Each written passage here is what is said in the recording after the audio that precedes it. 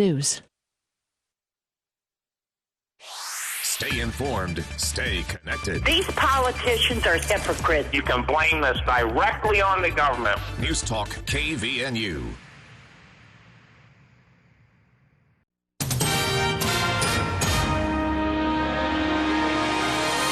KVNU News Time is 5:05. I'm Bill Walter with this news update brought to you by U&I Furniture. Tremont and Garland Police said 3 students who made threats against schools in the Box Elder School District are facing pending charges.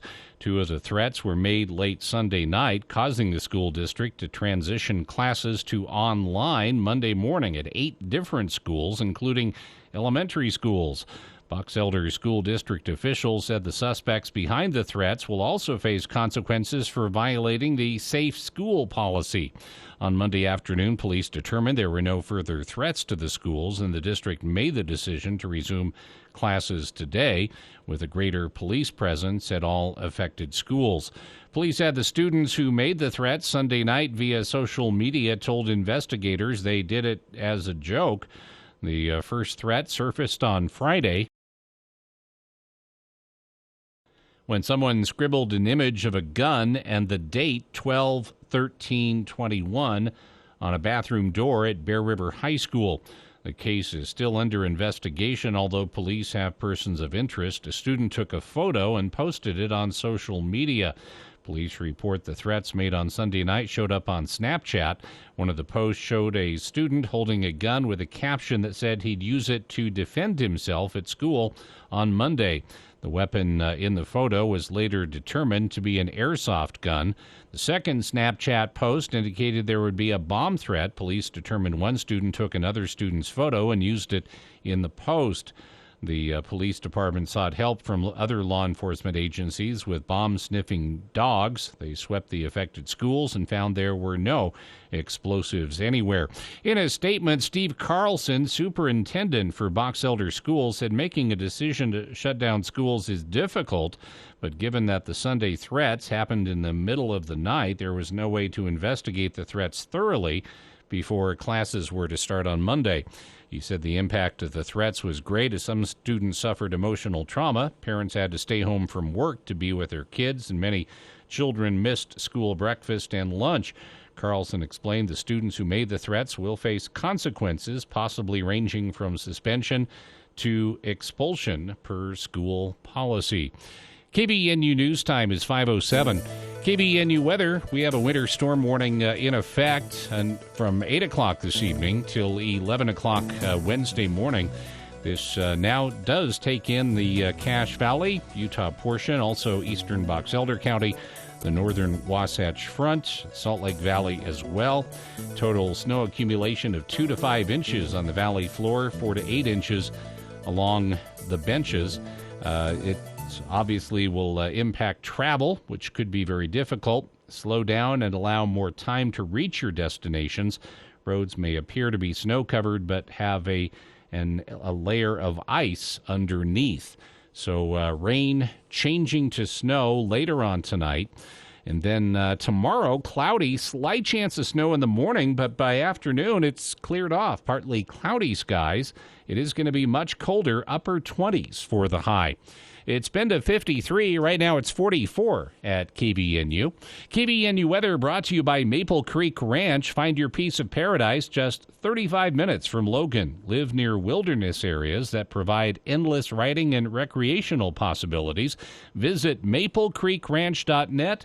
maplecreekranch.net. The family's coming home for the holidays, and you'll need sofas to sit on, beds to sleep in, and tables to eat at.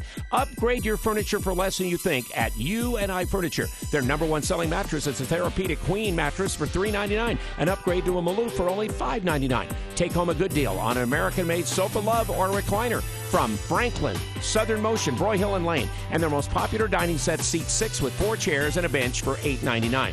Get your home holiday ready at the place where there's always a better buy. U&I Furniture, 28 West 1st North, downtown Logan. KVNU News Time 5:09. Cache County Clerk and Auditor Jess Bradfield just published the 2 audits of the Recorder's Office and the functions of the County Executive Office, along with some minor recommendations.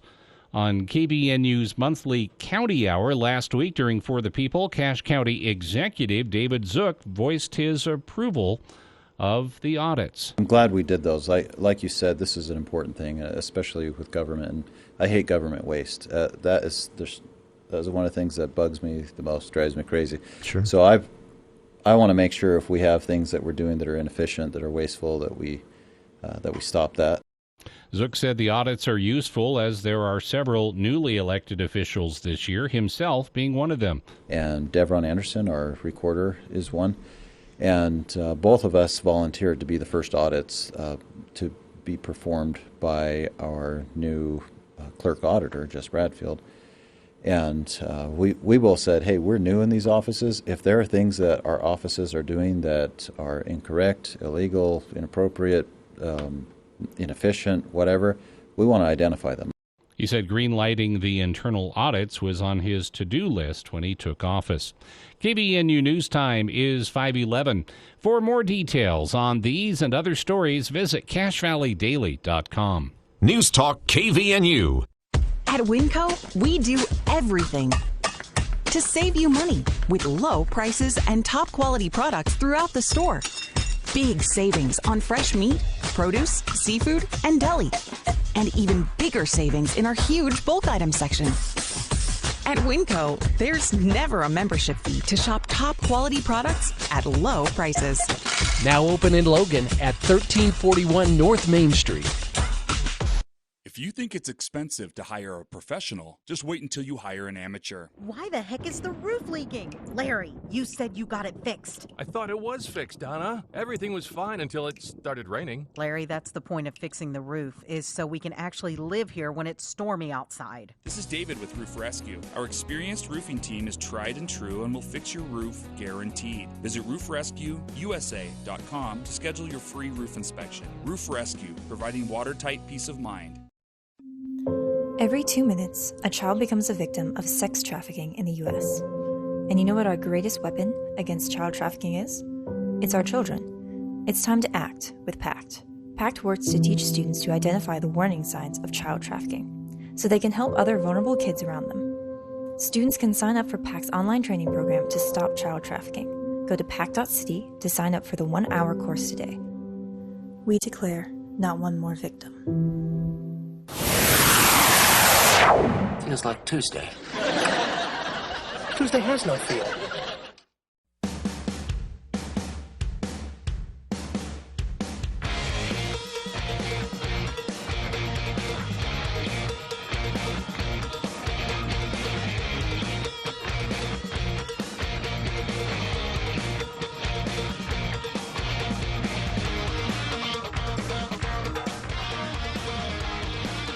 Welcome back to KVNU's For the People. We obviously won't know the results of this until the meeting concludes, but for those interested, since these meetings do live stream on the county website, cachecounty.org, the Cache County Council, as we speak, convening their regular council meeting. The agenda item tonight, though, is compensation for elected officials, which would include the council members themselves, of course.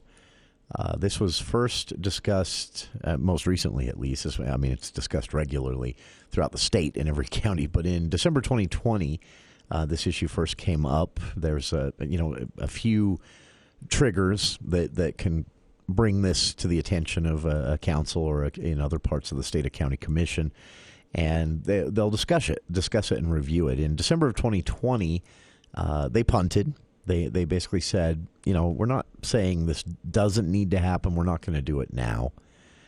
That was, again, a year ago, back in December of 2020. Members of the council basically denied themselves and other elected officials within the county pretty significant pay raise.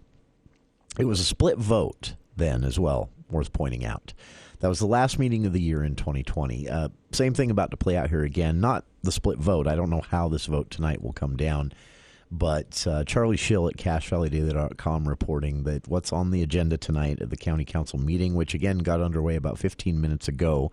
If you'd like to watch or listen, you can do that via the audio and video links. at cashcounty.org under the County Council tab there. It'll take you to that audio and video. You can watch this as it plays out.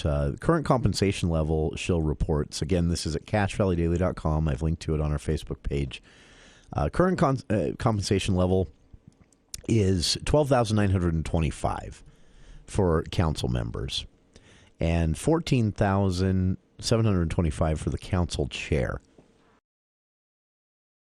That's according to the this is set in county ordinance, so you can actually go look at the county ordinance, and it tells you the council members will be paid X, council chair will be paid Y, etc. Previous council members had voted, people who were there then and not now, voted to approve the ordinance after rejecting the motion from Councilman Gordon Zillis for a $3,000 pay hike that would have raised the council members' total compensation to $15,000 from the current $12,000. That was a year ago. Zillis, back then, December 2020, argued that the significant pay hike was justified given the complexity of the council members' assignments. Things have gotten bigger in Cache Valley. They're dealing with more things. We talked just last week with County Executive David Zook and also representatives of certain cities in different interviews, and we sort of highlighted this unintentionally that the county is going to have to start serving more of a county-wide role in decisions that have until now been left totally up to cities. The county's going to have to coordinate a lot more. And I'm not just talking about things like countywide library system, which is always a debate. I'm talking about road funding. I'm talking about transportation and housing planning. The county's going to have to play a larger role in this, which is why I think we should also be discussing, it sounds like such a trivial thing, but I think that we should be discussing changing the name of the county executive to county mayor. We're not as big as Salt Lake that has a county mayor instead of an executive, but the county executive is increasingly playing a role by necessity that is more accurately described, I think, in title by the word mayor. And I think it would help residents understand how the county government functions as well. So I think we should be considering some of these things. Maybe not now, but we should start talking about them now, because it's not going to be long before we're faced with having to make some of these decisions. So Zillis argued again that because of these types of things, that $3,000 pay raise is justified. And he cited some data. The amount of time council members are putting in has increased significantly. Their compensation levels have actually fallen behind county council members in other counties throughout the state. And during that December debate last year, December of 2020, Charlie Schill, again at cashvalleydaily.com, reports that Councilmember Gina Worthen urged the objective recommendations on compensation levels for elected officials should actually come from not the council themselves, but the county compensation committee. So Worthen said at that time, we shouldn't be opening this can of worms ourselves. If the county compensation committee decides this needs to happen, then it should. And so we should kick it back to that committee and say, take a look. Here's Councilman Zillis' recommendation. Here's the data he had on how much time it's taking for council members to do their job elected to do these days. Here's how far we've fallen behind other counties as far as compensation goes. And let the committee take a look at it. So the recommendations for the committee were back late this summer, and part of them incorporated into a 2021 ordinance. The county is now looking at those proposed compensation levels would kick in 2022, and it would be basically a hike of $3,400 for the Cache County Council chair. That would take that up to $18,000 for the council chair. And an increase of $3,900 was recommended by the compensation committee for council members. So their annual pay would, as council members, would go up to $16,000. So the county compensation committee, which, by the way, looks at far more than just compensation for elected officials. They look at county employee salaries, and they look at other counties, and because the county, like any organization, has to attract talent and retain talent. So this committee is there to look at this type of thing. And so they actually, as I just said, and as reported in the story by CashValleyDaily.com's Charlie Schill, the compensation committee actually came back and recommended more money than Zillis was, as a council member, originally suggesting in the discussion in December of 2020. So they're asking for about $400 more than Zillis proposed for the council chair, and about $900 more than Zillis proposed in 2020 for the council members themselves. So again, that would be a total of $3,900 recommended pay hike for the council members and a $3,400 recommended pay hike for the council chair, coming from that county compensation committee. So these are salary recommendations. And council members at the time when these recommendations were brought forward said that they had acknowledged this is a very uncomfortable thing for them to even be discussing, because they acknowledged that they're basically about to vote tonight on whether or not to give themselves a significant pay raise. But again, the recommendations coming from the committee included some justification, citing things similar to what Zillis had cited as a council member a year ago, the amount of time that it's required of council members now to do their job, the amount of time they're putting in, basically, and the more complex issues the county is facing. Again, as I mentioned, as population grows, the issues that have been, to date, city by city, it's not going to stay that way for long. We're going to be dealing more and more with situations where, when one city is discussing housing, we saw this pop up between Providence and River Heights just this year. You have this decision Providence was weighing, and Providence voters were weighing via ballot initiative on a development, and it was a Providence decision. This development was going to be within Providence city boundaries, but its location meant that a lot of the traffic impact of this development was probably going to affect River Heights more because of its location right on the border. And yet River Heights got no say in that. So you're going to see the county being asked by cities to get involved more in these types of things and be a part of these types of things. And you're going to hear that a lot when it comes to planning, too, transportation planning, housing planning, all of that. So I'm of the opinion that things are about to get even more complex for the Cache County Council. I have no idea if this is a large pay hike recommendation or moderate or even low. I haven't looked at compensation in other counties of similar size. I have no idea. It is a significant amount of money, a nearly $4,000 annual increase for council members. But I will point this out, even though that would take the pay of council members up to $16,000 annually, no one's making a living off of that. So they're trying to do their other jobs at the same time. Maybe that should be a consideration. Again, this debate is underway. You can watch it as the meeting plays out. It's on the agenda tonight for this Cache County Council meeting that kicked off at 5. And you can watch it as it streams, both audio and video streaming via the county website and YouTube channels. And you can find links to both at cachecounty.org under the Cache County Council tab there. More details in the story as well at CashValleyDaily.com. The Compensation Committee's recommendations also included proposed salary hikes for other elected officials that council members will be weighing tonight. Some of those recommendations for various county officers, that again would kick in 2022 if approved tonight. $129,000 for the Cache County Executive Surveyor, $107,000 salary for the Cache County Assessor, a recommendation of hiking the Cache County Attorney's salary to $146,000, and a recommendation of the Clerk and Auditor seeing a salary increase up to $104,000. County Recorder recommended increase of up to $99,000, and $99,000 also for the County Treasurer recommended. And then finally, a recommendation from the committee that the Cache County Sheriff Chad Jensen, see a salary increase that would take his salary up to $113,000 a year.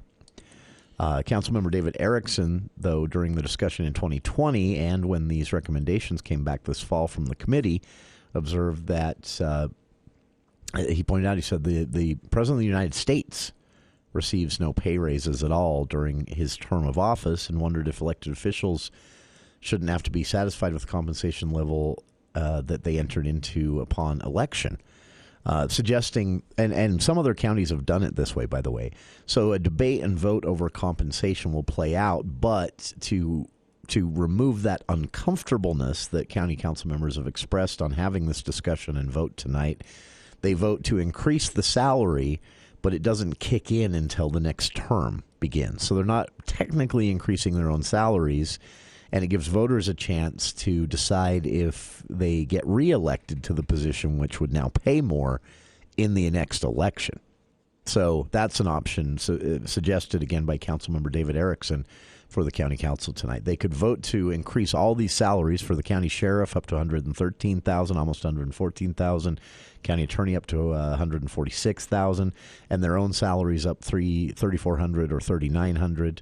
All of that could be debated tonight, voted on, maybe approved by the council, but they could set in the ordinance a stipulation that this doesn't kick in until after the next election. We'll see what they decide to do. Again, this is happening as we speak. You can watch the meeting as it streams live on their YouTube channel and audio via the county website. Both links can be found at cashcounty.org under the Cache County Council tab there. And we'll bring, if you can't listen today, we'll bring you some highlights from this discussion tomorrow on the show. And by then we'll know how the vote landed. Check it out. Links on our own Facebook page as well. Coming up, Utah may have opened a can of worms they didn't intend to by creating a committee to represent Utah in a multi-state debate about the Colorado River water. This is all centered around a proposal to build a pipeline from the east side to the west side of the state of Utah down south to bring water to the St. George area. Challenges to that from other states, legal challenges. So Utah decided they needed a committee of spokespeople, representatives that would directly enter into these debates for the state. The first thing that this committee has found when working with other states is that Utah might actually already be using more water from the Colorado River than has been allotted to them by the multi-state compact, backfiring in the state's face a little bit here. Well, let's talk about candidate for Congress, Independent Evan McMullen, with a challenge to his opponent in a primary and general election. As an independent, he'll get to basically be in both. Asking Senator Lee to, quote, come clean. But I've got some stuff to say about this guy and some of the other candidates. I love primaries, but there's just something about a candidate that pops up, gets popular, disappears for 4 years, and then pops up again. I have some questions. We'll talk about it all as KVNU's For the People continues right after this. Hey, it's Al Lewis. We all know buttons make our lives easier. But if you have sleep apnea and can't use CPAP, did you know there's a button that can help you go from this to this?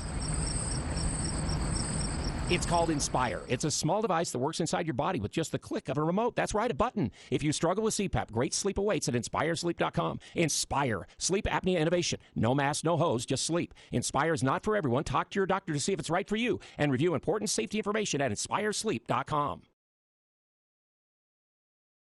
Hi, this is Brad Hughley with Nelson Funeral Home. We would like to wish you and your loved ones a happy holiday season. We appreciate the support you have shown us over the years. The tradition of trust that started over 70 years ago continues today. We are ever committed to offering your family compassionate service during one of life's most difficult moments. Happy holidays from Nelson Funeral Home. Nelson Funeral Home, a tradition of trust. Se habla español. I lived alone and was having problems with my landlord. He's a creep. One night I'm watching TV and I hear my landlord letting himself in. Hey, get out. You can't keep coming in. I'm just here to fix your fridge and spend some time together. Get out. I'm reporting you. Don't make a federal case of it. A federal case? Sexual harassment in housing is against federal law. If you are harassed, file a complaint with HUD. Go to HUD.gov/fair housing. If you fear for your safety, call 911. Fair housing. The law is on your side. A message from HUD in partnership with the National Fair Housing Alliance.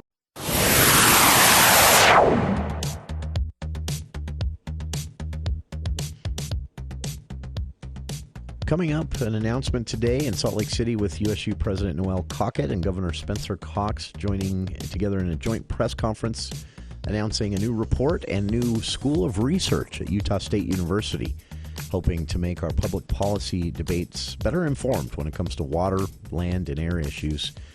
We'll talk about that coming up. Also, Utah may have opened a can of worms with a new committee meaning to represent the state in multi-state discussions about the future of Colorado River water and whether or not this is the claim from New Mexico and Arizona, that Utah's abusing their standing in this water compact by wanting to build a pipeline that would pipe water from Lake Powell to St. George. As we learned through the summer, St. George probably could do a lot to conserve water that they aren't doing, and these other states have pointed at that as well. St. George residents have almost double the water use of the national average, and they live in the driest part of the United States. So it's a fair criticism. The state said, all right, we're going to enter into these discussions because we'd like to build this pipeline because of growth in St. George, but we would like to have a representative in these discussions, someone that's going to always be the same person. They can hire attorneys if we need to, et cetera. So legislature created a committee, and the committee got to work working with other states, and they had their first official meeting as a report that they had commissioned was presented. And unfortunately, it's backfiring so far in Utah's face. The report that the committee commissioned itself actually returned a result showing that Utah is already using more water than allotted in this multi-state compact. Understandably, the committee has asked for a second review to make sure this is correct. But the ramifications of this could be huge. If Utah is using more water already in this multi-state compact when it comes to the Colorado River and that basin, Colorado River Basin, Lake Powell, etc., St. George is in trouble. The entirety of the southern part of the state, eastern side as well, is in trouble. This could be really ugly. That's all to report so far. You can read the story at the Salt Lake Tribune. They have asked for a second review and expect that to take until the new year to get back. But the initial report commissioned by this committee created by the legislature, their own report said Utah is already taking more water out of the Colorado River than the multi-state compact allows due to, depletion of water in the Colorado River attributed to climate change. About 20% reduction over the last 10 years. This could be problematic. So, speaking of problematic, before we get to the rest of this, a story that's getting a lot of attention today, I should mention this too. We're going to be talking about Main Street Logan. Cache County Executive David Zook last week mentioned this here in our studio. He's also written an op-ed about this, which has been printed today. And he's making an argument that all of this talk of a corridor that gets traffic around and off of Main Street for those who are just traveling through the valley, that the data doesn't support that. And he's calling for a change of mindset in what is basically a 20-year plan that hasn't really gotten underway yet.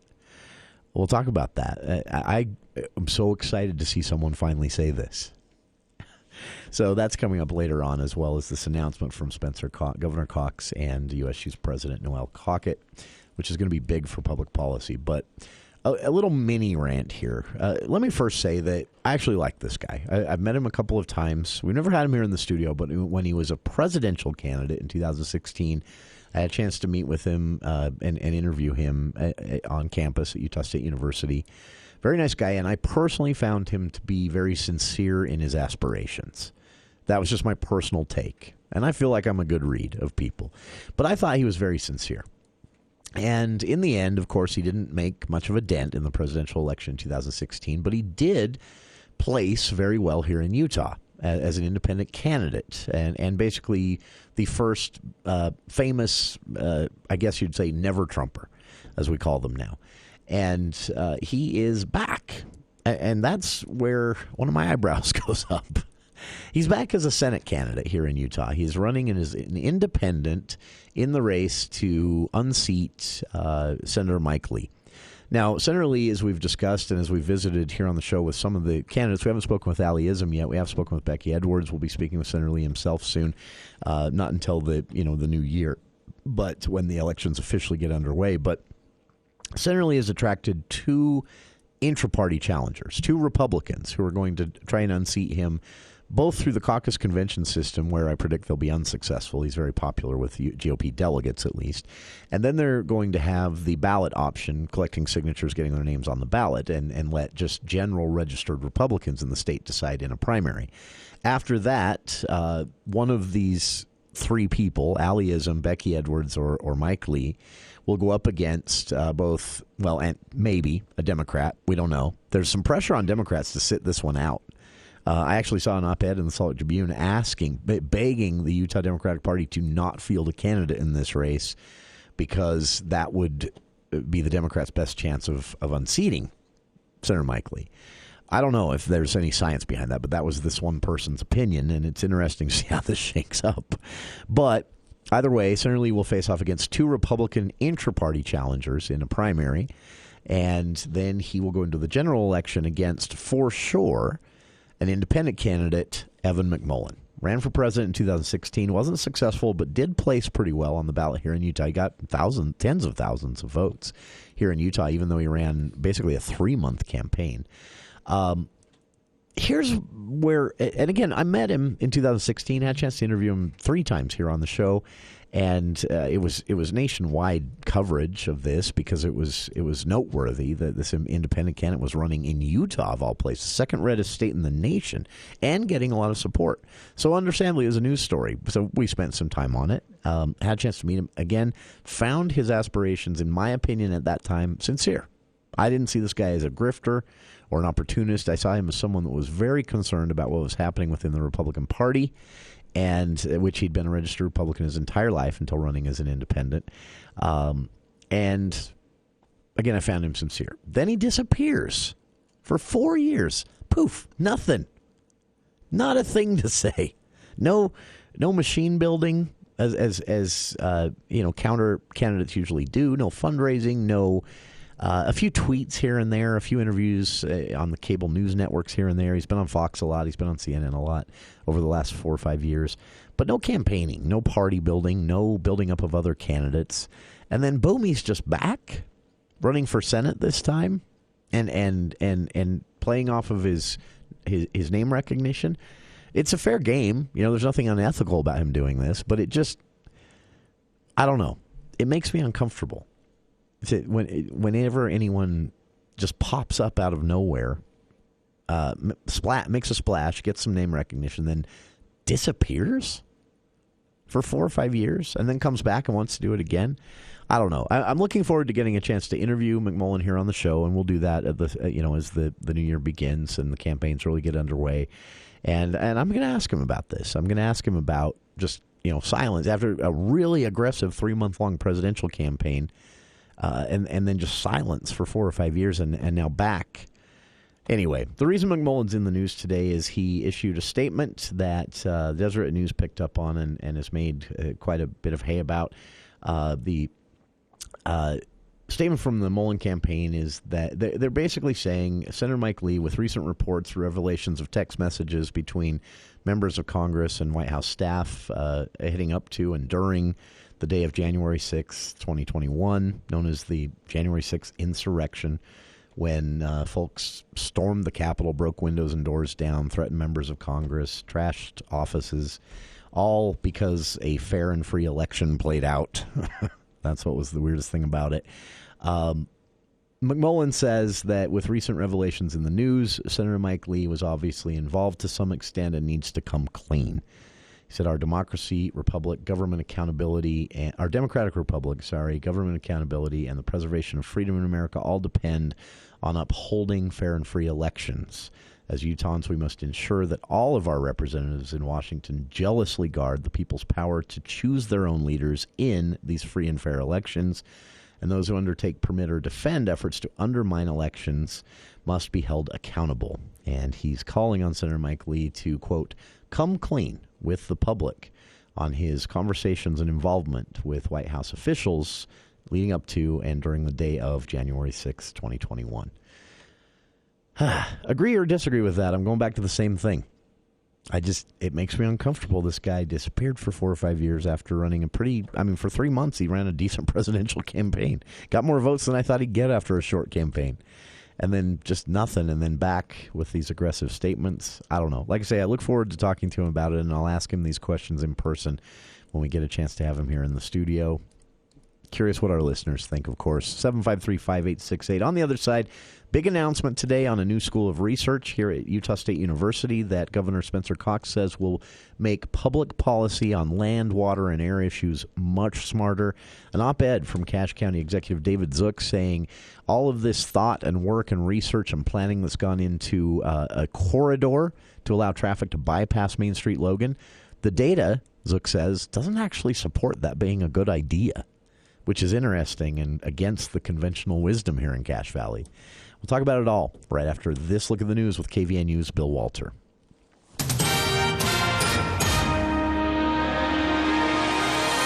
Thank you, Jason. KVNU News Time is 5:40. The news is brought to you by Mount Logan Laundry. The National Weather Service has issued a winter storm warning for the Cache Valley, the Utah portion, and also eastern Box Elder County and northern Wasatch Front from 8 p.m. this evening till 11 o'clock Wednesday morning. Heavy snow is expected later on tonight. Total snow accumulation of 2 to 5 inches on the valley floors, or 4 to 8 inches along the benches. Also a winter storm warning in effect for the mountains. Travel could be very difficult. Slow down and allow more time to reach your destinations. And roads may appear to be snow-covered, but may have an ice layer underneath. Rain will rapidly change to snow this evening, and then snow, heavy at times, is expected in a band near the front. After a brief break, expect snow to fill back in and continue into the morning hours, and this will make the Wednesday morning commute very difficult as well. More on the specific Cache Valley forecast here in just a moment. A critically ill Hiram baby is fighting for her life at Primary Children's Hospital, and family members are seeking the public's help for them during this difficult time. Dakota and Amber Gordon of Hiram are having a rough December with 3 of their 5 children fighting RSV, a common respiratory virus that became especially serious for their 1- and 3-year-olds. Jessica Harwood, Amber's sister, said the 2 youngest children were hospitalized. A 3-year-old Zayden was released after a 2-night stay but continues to be on oxygen. Zarina, the 1-year-old, was quickly life-flighted to Primary Children's Pediatric Intensive Care Unit and has been placed on ECMO, a lung bypass machine, and is fighting for her life. Harwood said funds are dwindling due to being unable to work during the family crisis, and medical bills will soon start rolling in. They have set up a GoFundMe account and have raised some money. And a Pleasant Grove mom was reunited with her 2 children Monday morning after they were stranded in the West Desert overnight. The 2 teens left Sunday morning to look for geodes with their dad, but after getting 2 flats, they ran out of gas near Delta without any cell service. Teresa Kelly, the teen's mom, told KUTV that she spent a panicked 24 hours calling and searching for her kids. The last she heard from them was a text Sunday morning at around 11:30 a.m. She called the Utah County Sheriff's Office from her home in Pleasant Grove. Law enforcement from Juab and Tooele County started searching too. The kids and their father were out of gas and without cell service, even after walking a considerable way. They said they didn't see cars all night and had to spend the night on the side of the road. The next morning, they walked miles trying to get service. Even the emergency call function on their phones would not work, they said, until finally they found a hill and tried again. Her mom says she was flooded with relief when she heard from her family. KBNU News Time is 5:43. Is your family visiting for the holidays, or are they already here? Well, they have laundry to do using your machines, and it'll take away hours from your family time. We'll send them to Mount Logan Laundry with the large 55 and 80-pound washers and dryers that dry 30% faster. They'll find clean, comfortable environment with free Wi-Fi internet and drop-off service, and they'll be back in no time. Recommend Mount Logan Laundry. They're at 5th East and 9th North in Logan, or in Brigham City on the corner of 1st East and 7th South. Mount Logan Laundry, the cleanest spot in town. KBNU weather, again a winter storm warning in effect, 8 o'clock this evening till 11 o'clock Wednesday morning. For the Cache Valley, rain and snow this evening, then snow after midnight, accumulation 2 to 4 inches on the valley floor, 4 to 8 on the benches, low near 20. South winds 10 to 20 miles per hour this evening, shifting to the northwest. Later on tonight, chance of precipitation 90%, and then mostly cloudy, slight chance of snow in the morning, and then partly cloudy in the afternoon, and much colder, high temperature in the upper 20s. 53 was our high. Right now it's 43 at KBNU. KBNU weather brought to you by Roof Rescue. Even if you are denied by your insurance company, the first time you receive a quote to fix your roof, a free reevaluation can be made. Visit roofrescueusa.com to schedule your free consultation. That's roofrescueusa.com. Roof Rescue, providing watertight peace of mind. For more details on these and other stories, visit CacheValleyDaily.com. Dad, I just love the holidays. I think my favorite part is the Christmas music. I'll have a balloon, Jeep Gladiator, for Christmas. Ford Mustang, roasting rubber tires. Or, come on, it's lovely weather for a wrinkle ride together with you. Wow, Taylor, you're great at this. All I want for Christmas is an F-150. What do you want for Christmas, Dad? I'm dreaming of a white Ram truck. No matter what your favorite part of the holidays, West Motor is here to make it brighter. It's no secret that inventory is limited, but the quickest way to get your new truck is to have one built specifically for you at West Motor, Chrysler, Dodge, Jeep, Ram, and Ford. Get the features you want, the equipment you need at the right color. We throw in some big discounts and we'll build that truck just the way you like it. WestMotorCompany.com. Honorary Forest Ranger Betty White here, lending a hand to my dear friend Smokey Bear. Because for years, he's only said, only you can prevent wildfires. But there's a lot more to say. Like if you park your car on tall, dry grass, the hot exhaust pipe can start a wildfire. So keep the animals safe, especially the cute shirtless one. Go to SmokeyBear.com to learn more about wildfire prevention. Brought to you by the U.S. Forest Service, your state forester, and the Ad Council. New federal guidelines have nearly doubled the number of Americans eligible for lung cancer screening. Insurance companies are required to cover these tests for those ages 50 to 80 who currently smoke or used to smoke. Along with new treatments, lung cancer screening saves lives. If you are 50 to 80 years old and smoke or used to smoke, talk to your doctor about lung cancer screening. For more information and to find a screening center near you, visit the National Lung Cancer Roundtable at nlcrt.org. Hi, this is Gordon Deal. Wednesday on This Morning, America's First News. A new spotlight is shining on Amazon warehouses with a focus on worker safety following the fatal collapse of a facility in Illinois. We'll have the latest. Also, why it's become increasingly difficult to count the number of jobs being created each month. Hear how the numbers can be so off. And new office lingo like Aldesco dining.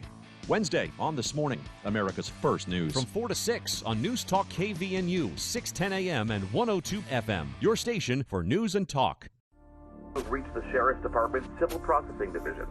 Please hold where call is transferred to Sergeant David Chapman. Deputy McCoy. This is Sheriff Chad Jensen. Fraudulent phone calls similar to this one have been received by many citizens in Cache County. The most common scams are asking for payment over the phone because of a lawsuit, civil bench warrant, or to post bail for a family member who has supposedly been arrested. They ask for payment in form of prepaid cards, gift cards, or money transfers, and if you do not pay, they threaten to arrest you. The Sheriff's Office does not take payment or ask for personal information over the phone.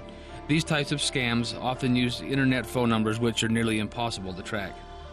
If you receive a phone call of this nature, do not give out any personal information and hang up. Be cautious about the information you give out over the phone to make sure you are not the next victim of a scam. Papa, why can't we telegraph while riding a horse? Son, there ain't no one to blame but Jeffro. He was riding old Betsy the Stallion, tip-tapping away at his telegraph when blam!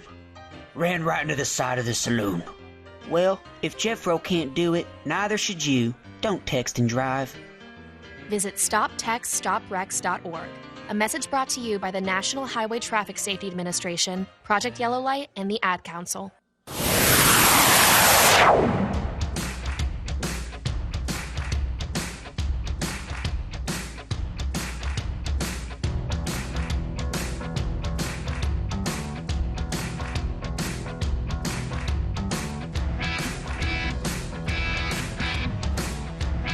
Welcome back to KVA News for the People. There's so much on the agenda for the show today. We're going to have to put some stuff off. So what we're going to actually do, we're going to hold off on this announcement and report from Governor Spencer Cox and USU President Noel Cockett, mainly because during the show I've actually gotten some communication. They may actually have someone from this new institute to talk to us tomorrow. So it would be a very insider look at this. But I'll just run through a short recap of what was announced today. The governor and USU President Noel Cockett in downtown Salt Lake announcing the creation of something that will be called the Institute of Land, Water, and Air at Utah State University. And this institute will focus on both, the full name is the Quinney Institute of Land, Water, and Air, because it's going to be funded by the Janet Quinney Lawson Foundation. And this was a $7 million donation to Utah State University in October that was facilitated in part by former State Senate President Wayne Niederhauser, who is just a great guy. He's missed. Lover of transparency, I'll put it that way. He's now working in several different capacities and was able to facilitate this donation through the foundation to create this new school. The goal of the school, President Cockett said, is to collect and also bolster USU research in one place, a new school of research, and to make that widely available to policymakers, to counties, to cities, to other states if they're looking for it. And Governor Cox, alongside Cockett today, said that he believes this will make Utah better prepared to meet the challenges ahead when it comes to climate change, water, drought, air quality issues in the winter, ozone issues in the summer, land management issues as growth continues to come.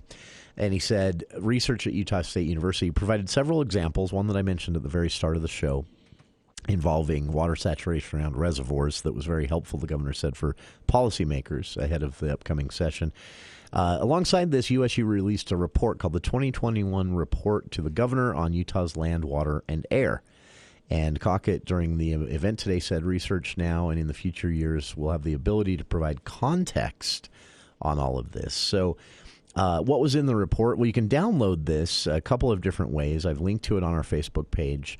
But the report basically said a few highlights from this report. There are more people in essentially the same amount of space, which presents some unique issues. Utah led the nation in growth rate. We know that, 18.4%. The report said that the impacts of that are far more broad than people thought. State and national parks will become so crowded, the report said, that with record-breaking numbers, that over the next 2 years, the state might want to consider putting more money into trail management and even some sort of reservation system that doesn't currently exist for certain state parks, because population growth is basically going to pack the trails. That's interesting. Drought was discussed today and in this report as well. This is a pretty common theme. Authors of the report pointed out that Utah had seen several different places record low stream flow, record low reservoir and lake levels, including the Great Salt Lake. And the report points to trends along this line that research shows, a trend of diminishing snowpack. So bad drought last summer, but an overall trend for more than 15 years of diminishing snowpack. That's a problem. The report also said that there are changes that affect water availability outside of human impact as well. Inversions and related air quality issues actually have an effect on snowpack as well. movement of crops and livestock as agriculture is moved from certain areas to other areas in a more concentrated way, as agricultural land disappears because we're building houses. That has an impact as well on water and water usage. The same thing as with population. As the report said, you now have more people living in the same amount of space. When it comes to agriculture, you also have increased agricultural activity and production, for lack of a better word, in a smaller amount of space, which means the streams and rivers and reservoirs in those specific areas are under intense pressure that they weren't under before. It's a fascinating and I'll be honest with you, complex look at multiple issues here in the state of Utah. The title of the report, again, the 2021 Report to the Governor on Utah's Land, Water, and Air, a 52-page document collecting nearly 25 years of research at Utah State University, which will be collected and, as the governor announced today, bolstered with additional state spending and granting in this new Quinny Lawson Institute of Land, Water, and Air at Utah State University. I've linked to the coverage today. We'll get to some of the highlights as promised for the show today. We're going to put that off until tomorrow because we've just gotten word mid-hour here that we'll actually have a guest that can take us inside of this research and how they'll get information to Utah State lawmakers as they weigh spending decisions and more, planning for a potential second drought year, and long-term planning for growth and water management, things like that. That will be instead tomorrow on the show with a special guest from the new institute itself. So, on the other side, Cache County Executive David Zook making an argument in an op-ed that the conventional wisdom that what would alleviate traffic on Logan's Main Street would be some sort of bypass corridor for those just coming through headed north. Zook says the data actually flips that 20-year conventional wisdom on its head. The data doesn't support it. We'll talk about it right after this. NMLS 1817019. This is Rod with LendRate Mortgage. Thanks to record high home prices, the new conventional loan limit just increased by almost $100,000. So now, anywhere in Utah, you can buy or refi with a conventional loan of up to $647,200. LendRate Mortgage can lock and close on this new limit now. We back our loans with our $1,000 lowest rate guarantee. And with record home values in Utah, those who had less than 20% equity before 2021 likely have enough equity now to get rid of mortgage insurance. Refi using your new value and get rid of wasteful mortgage insurance. Do it with our Freedom Loan and pay zero closing costs. Get a rate in the ones on 8 to 15-year terms. Rates are still in the 2s for 16 to 30-year terms. Call 801-APPROVE or visit lendratemortgage.com. Happy holidays from Birch Creek Golf Course. For your golfer this Christmas, I invite you to visit birchcreekgolf.com. Birch Creek's online store offers punch passes that are on sale at the spring sale price, as well as driving range passes and discounted golf lessons from our PGA teaching staff. So for your golfer this Christmas, I invite you to visit birchcreekgolf.com and enjoy Birch Creek's virtual online store. And happy holidays from your friends at Birch Creek. Pristine wilderness can still be found in the West, where creeks run freely and historic apple trees still bear fruit. Maple Creek Ranch features breathtaking canyon views and opportunities for real estate development. 2.5-acre lots are now available with adjacent wilderness areas that provide endless riding and recreational possibilities. So find your piece of paradise just 35 minutes from Logan at Maple Creek Ranch. Schedule your appointment online at maplecreekranch.net.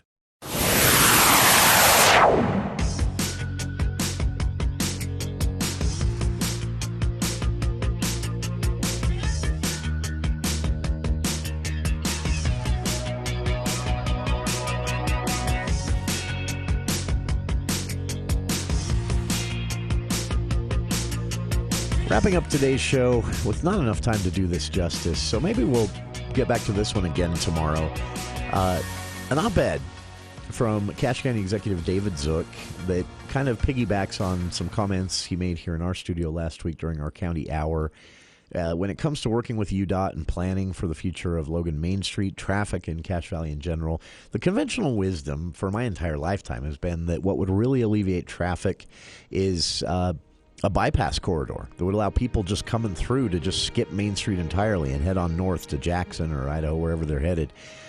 Zook says in this op-ed that data that he has seen as part of this Transportation Commission review just doesn't support that the majority of traffic on Main Street every single day, every single hour, is local traffic.